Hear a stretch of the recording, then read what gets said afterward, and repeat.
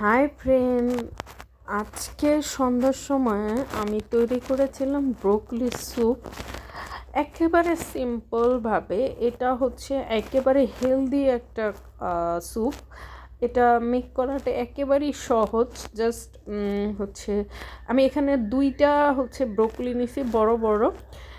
কারণ হচ্ছে আমি বেশি করে সেদ্ধ করে তারপর হচ্ছে ব্লেন্ড করে রেখে দিব, যাতে করে আমি আবার অন্য এক সময় জাস্ট একটু বাগার দিয়েই তারপরে খেতে পারি। তো সে কারণে আমি প্রথমে ভালো করে কেটে ব্রোকলিটাকে ধুয়ে তারপর হচ্ছে চুলায় বসায় দিলাম পানি দিয়ে, সাথে দিলাম হচ্ছে লবণ, আর দিলাম হচ্ছে আদা রসুন, আর দিছি গোলমরিচ দিয়ে তারপরে হচ্ছে সিদ্ধ করতে বসায় দিলাম।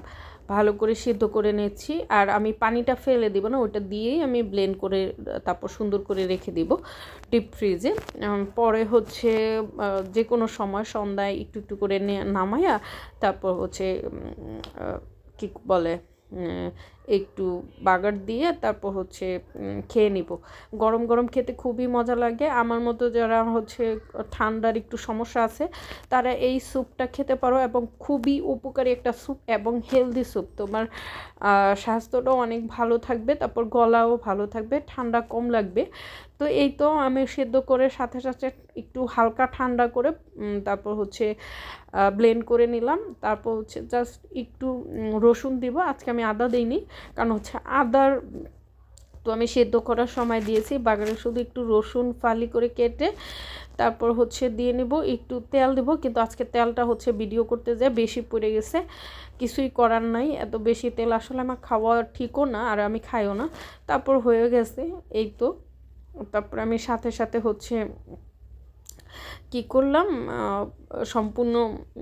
সম্পূর্ণটা না, আমি এখানে 4 ভাগের 1 ভাগ নিয়েছি, সেটাকে হচ্ছে বাগার দিতে দিলাম। কারণ হচ্ছে এই স্যুপটা আমি একাই খাবো, আব্বা খাবে না, আর মা তো বাসায় নাই।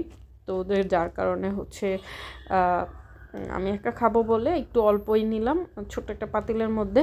তারপরে যেহেতু অনেক ভারী হয়ে গেছিলো, এত ভারীটা খেতে পারবো না, তো একটু পানি দিয়ে নিলাম। পানি দিয়ে তারপর হচ্ছে আমি হচ্ছে দিয়ে দেবো একটু চিলি ফ্লেক্স, আর একটু লবণ দিয়ে দেবো। কারণ আমি সেদ্ধ সময় কতটুকু লবণ দিছি ওইটা আমার মনে নেই, তো সেই কারণে আমি একটু লবণ দিয়ে দিব, যাতে করে লবণ স্বাদ অনুযায়ী লবণটা হয়। আসলে আমি এখনও খাই নাই, কারণ হচ্ছে রান্না করে সাথে সাথে ভিডিওটা এডিট করতে বসে গেছি। কারণ হচ্ছে এত গরম স্যুপ আমি খেতে পারি না, তো সেই কারণে এই তো আমি লবণ দিয়ে দিলাম। দিয়ে তারপর হচ্ছে অপেক্ষা করতে থাকলাম, ভালো করে জাল দিয়ে নিব। কারণ হচ্ছে আমার মনে হচ্ছে সেদ্ধর সময় ভালো করে সেদ্ধ হয়নি, এই জন্য অনেক টাইম নিয়ে জাল দিব, যাতে করে হচ্ছে যে ব্রোকলির একটা গন্ধ আছে সেই গন্ধটা চলে যায়। আর একটা মানে তোমরা তো আর মানে দূর থেকে দেখতেছো, তা বুঝতে পারতেছো না কি যে সুন্দর একটা স্মেল। আর এটা খেতে যে কি মজা হয় সেটা তোমরা নিজের হাতে না মেক করলে তোমরা একদম বুঝতেই পারবা না যে এটা এত মজা হয়।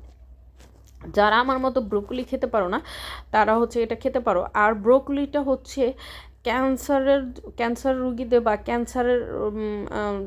ক্যান্সারেরদের ক্যান্সার না হওয়ার বা এরকম টাইপের রুগীদের জন্য খুবই উপকারী। এটা খেতে পারো। বাই বাই এভরিওয়ান, তোমরা সবাই।